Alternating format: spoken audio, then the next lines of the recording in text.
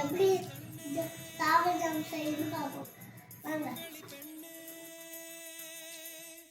Silver spoon கையோடு பிறந்தவள் நீயே, ஒரு ஃப்ரிட்ஜுக்குள் ஆப்பிள் போல் இருந்தவள் நீயே, தங்க தட்டில் சோறு பென்ச ஏசி காரு இருந்து நெஞ்சோடு சொல்லாத பாரம் என்ன, தனிமை இனிமையாக எளிமை கொடுமையாக உனது கண்ணோடு சொல்லாத சோகம் என்ன.